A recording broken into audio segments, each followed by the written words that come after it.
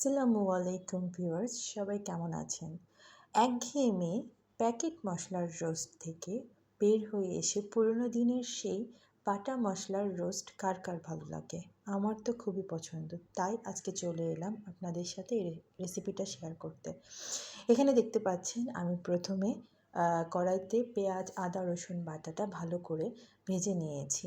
তারপর যে মশলাটা আমি দিয়েছি সেটি হলো পোস্ত দানা, কিছু বাদাম, সেখানে ছিল কাজু বাদাম আর কাঠবাদাম, আর তার সাথে ছিল জয়ফল, জয়ত্রী। ব্যাস এই এতটুকু মশলা দিয়ে আমি আজকে রোস্টটা রান্না করেছি। তার আগে আমি এই মশলাগুলোকে ভালো মতো ভিজিয়ে রেখে তারপর ব্লেন্ড করেছিলাম।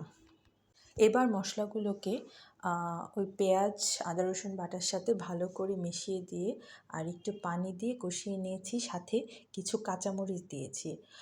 তারপর এখানে দিয়ে দিচ্ছি সেই আগে থেকে ম্যারিনেট করে রাখা মুরগির মাংসটা। আমি এই মুরগির মাংসটা ম্যারিনেট করেছি টক দই, লবণ, শুকনো মরিচের গুঁড়া, ধনিয়া গুঁড়া আর অল্প পরিমাণে জিরে গুঁড়া দিয়ে। এটা দিয়ে ম্যারিনেট করে আমি প্রায় হাফ অ্যান আওয়ার মাংসটাকে রেখে দিয়েছিলাম। সেই মাংসটাই এখন আমি এখানে দিয়ে দিয়েছি এবং এখন এই মাংসটাকে খুব ভালোভাবে কষিয়ে নিতে হবে। যখন ভালোভাবে কষানো হয়ে যাবে তারপর পানি দিয়ে মাংসটাকে সেদ্ধ করে নিয়েছি এবং লাস্টে নামানোর আগে আমি কিছুটা পরিমাণে টমেটো সস দিয়ে দিয়েছি। এটা এই রোস্টের টেস্টটাকে অনেক এনহ্যান্স করে, যার ফলে রোস্টটা অনেক বেশি ভালো হয়। এরপরে আমি কিছুটা পরিমাণে চিনি দিয়েছি এবং লবণটা অ্যাডজাস্ট হয়েছে কিনা চেক করে দিয়েছি। আমি এখানে কোনো গুঁড়ো দুধ বা আদার্স কোনো কিছু ইউজ করিনি, যেহেতু আমি টক দই ইউজ করেছি।